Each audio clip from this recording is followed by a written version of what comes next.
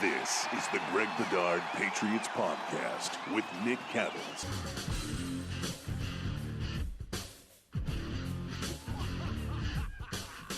Hey everybody, it's the Greg Bedard Patriots Podcast, brought to you by Athletic Greens, your one-stop shopping for 75 high-quality vitamins, minerals, and a whole bunch of other good stuff to start your day. So for today's installment of the podcast, we'll talk about Panthers practice number 2, which went on today. I guess we can start with the fights, plural, I don't know. And sort of what that may or may not mean, in my opinion, from being there and actually, and being at camp the whole time.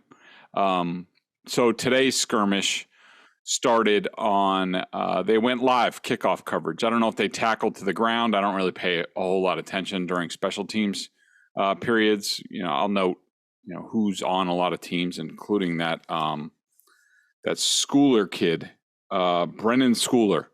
He doesn't look like much, but he keeps showing up on special teams. But anyways, all of a sudden, Kristian Wilkerson, who had a really nice preseason game the other night, who's been a very good player, special teams, depth wide receiver since he's gotten here last year, all of a sudden was just down and limp, probably knocked out on the play. And apparently one of the Panthers, we think it's old friend Kenny Robinson, who was in the middle of things yesterday, with that melee, decided that it was a good time to stand over Kristian Wilkerson while he was basically knocked out and completely limp and obviously in a lot of pain and not in a good situation. And that's just, like Matthew Slater said after the practice, that's not just something you can condone. You just can't. I mean, you want to celebrate a good play, fine. But not when a guy's laying limp on the field. It's just BS sort of stuff. I mean, it can't be tolerated. And so, the fight, so all of a sudden now the teams are on two different fields. It's on the right field closest to the stands, it's the Panthers offense versus the Patriots defense. Red zone on the other field, it's Patriots offense against the Carolina defense, right in front of the media tent and us on the hill. So not surprisingly, first play, Christian McCaffrey goes off tackle to the left towards the sideline, and the Patriots stop him. And after he's out of bounds, all of a sudden Dietrich Wise decides to get in on the action and, gives McCaffrey a pretty hard thump, which McCaffrey didn't like. He sort of jumped up, wheeled around, threw the ball at Dietrich Wise, and now we're off to the races. I mean, the Patriots answering like that, not a surprise. I think Wise and maybe Duggar were ejected for the Patriots. Robinson was ejected. Just not a good scene. What do I think about this? Do I think it's good or bad? I don't think the Patriots had any choice. Yesterday, I didn't love. I thought that was more. They were sick of hearing the yapping and the sort of extra hitting from the Panthers, and they just got a little bit frustrated. And Kendrick Bourne's throwing punches at a guy with his helmet on, certainly not smart and not something that you want to see. Today was more the Patriots, what the Panthers did was wrong, and there had to be retaliation. I don't know if I do it against Christian McCaffrey, that guy with his injury history and how much he means to that team. That's not very cool at all either. But I didn't have a problem with the way the Patriots answered. And actually, it showed me a pulse from this team. And, I got to be honest, I've been out there every day, all during camp. And everyone knows my feelings on how much they practiced, how much has been pads, how much they've hit and stuff like that. I haven't liked it. I think it's a Nantucket country club training camp. And I think it was good for the Patriots to actually show that they have a pulse, that they're, you're playing tackle football. Like, this is a team, those starters and Wise among them, those guys haven't done jack in over a week before the Panthers got here. And, not everybody practices like the country club Patriots, like they do, which is, 8 days the starters didn't do anything. They get Saturday and Sunday off the last 2 weekends. I mean, it's kind of unheard of in training camp. I'm sure people will point out, oh, well, this team did that. But, I just think that the Patriots sometimes got used to the easy ways. And I kind of liked how the Panthers came in and were a little bit scrappy, more physical. In some respects, I think it woke up the Patriots a little bit. And I think that's good. I thought that the Patriots answered really well, right after that. So in that red zone period, I thought it was their best period of the day. On the first play, Mac Jones hits Jonnu Smith. Really nice route. Beautiful throw for a touchdown. Next play, Mac Jones throws a dime to Nelson Aguilar over number 38, Miles Hartsfield, a defensive back. 3rd and 1, good run from Damian Harris. 1st and 10. All right, Stevenson got stuffed. Pretty typical for the Patriots. Mac Jones had to scramble. It was a nice little scramble. It wasn't just I have no options and I'm under duress type of thing as we've seen in camp. It was actually a good scramble. And then on 3rd and 6, Mac had a little bit of check down to Ramondre Stevenson. So I think he was 3 of 3 on that drive with a pretty good scramble. That was good. That was right after the fight. So to me, I was like, all right, here we go. Patriots offense is going to have a really good day.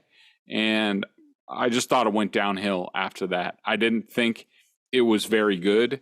I thought that,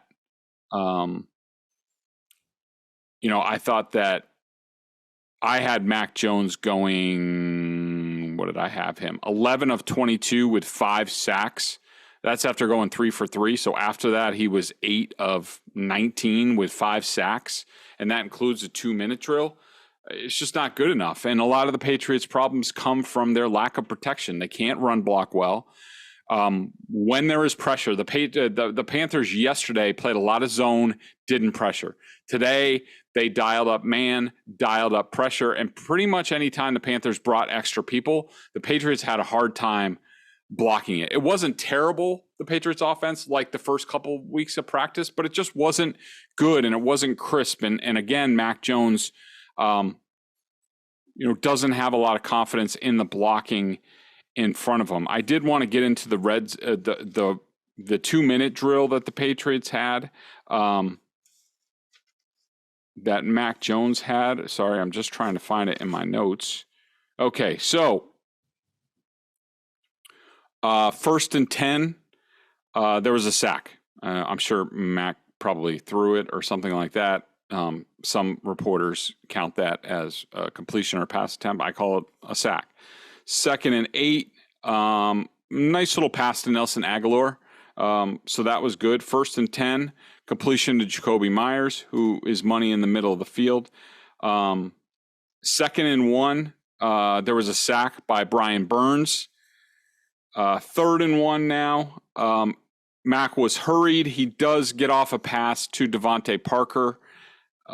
You might have been able to call this a sack. I gave him a completion. So on 1st and 10, they clocked the ball.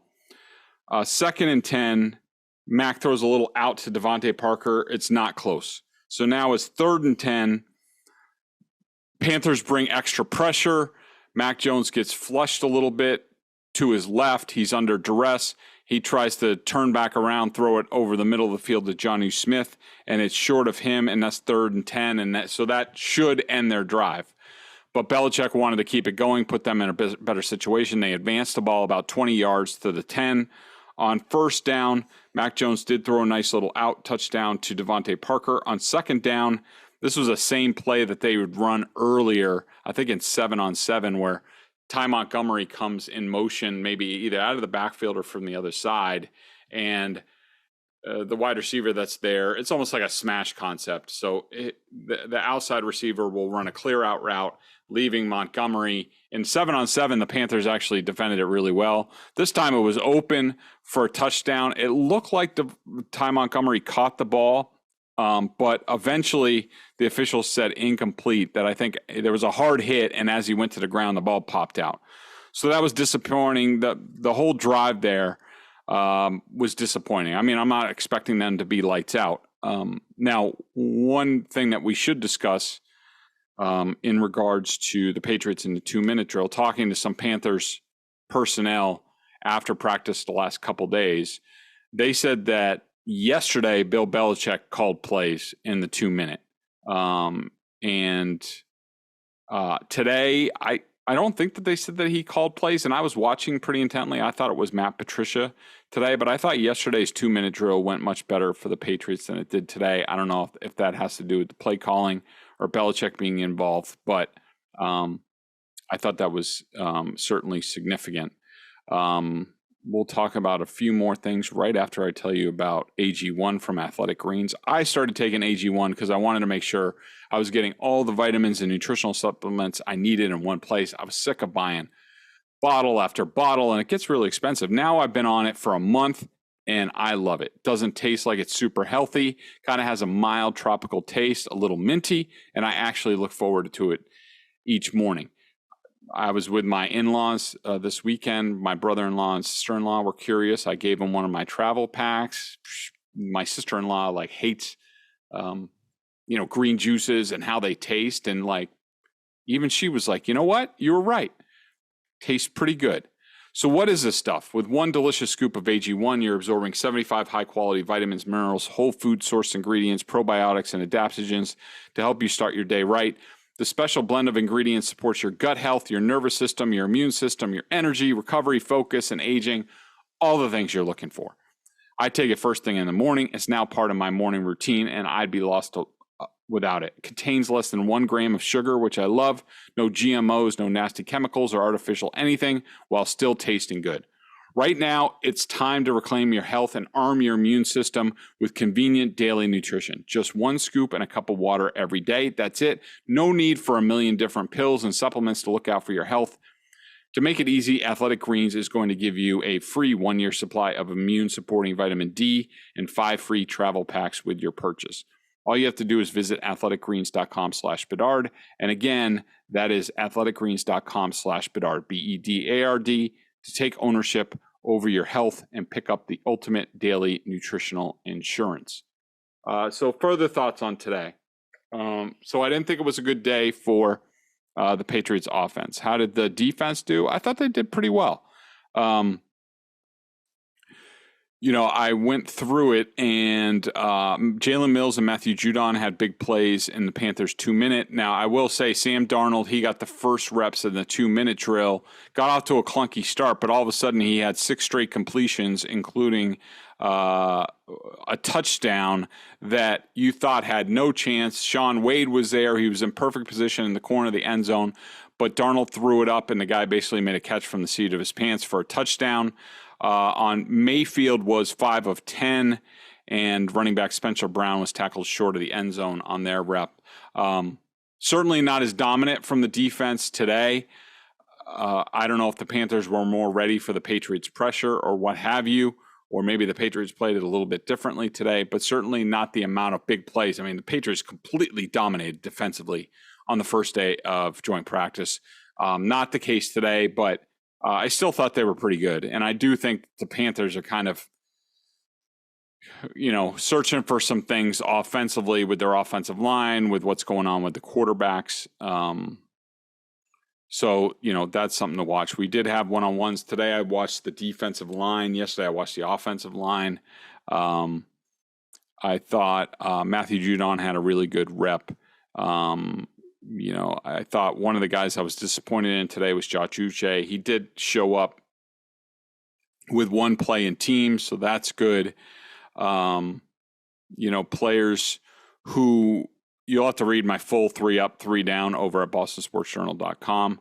But one guy I haven't mentioned who I thought did a really good job today was Jonnu Smith. Did a nice job in the tight end one-on-ones from what I saw. I don't usually watch that drill. I'm watching the pass rush drills.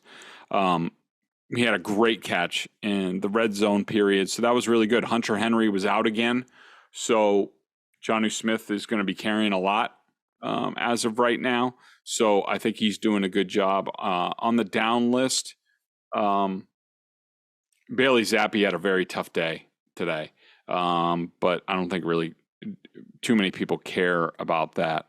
I will say the blocking overall, to me, to this point in camp with the Patriots, that's been the biggest issue in running game, pass blocking, especially against extra pressure. It's been rough. And if they don't get that cleaned up, they're not going to have much of a chance offensively. Good news, there is time to do that.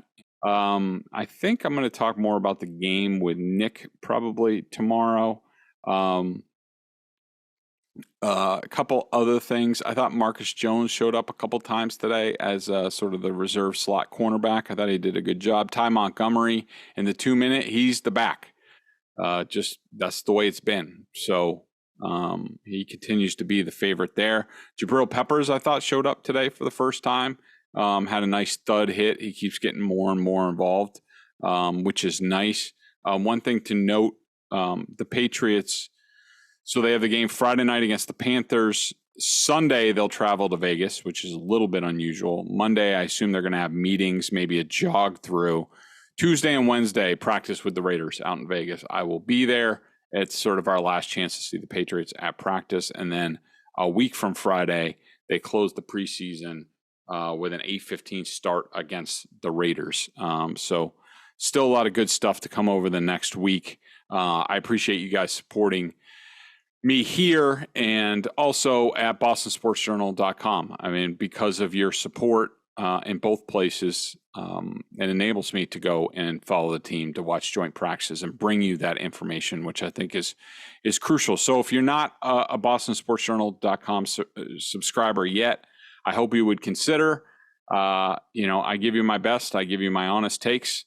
Try to give you an accurate picture of the team. And, I think I have a pretty good record overall with that, especially in the last few years. We'll never bat 1,000. We'll never think that I'll bat 1,000. But I hope you guys check us out if you haven't already. That'll do it for today. Thanks, everybody. It's the Greg Bedard Patriots Podcast, brought to you by athleticgreens.com/Bedard. Appreciate it, and we will see you guys later.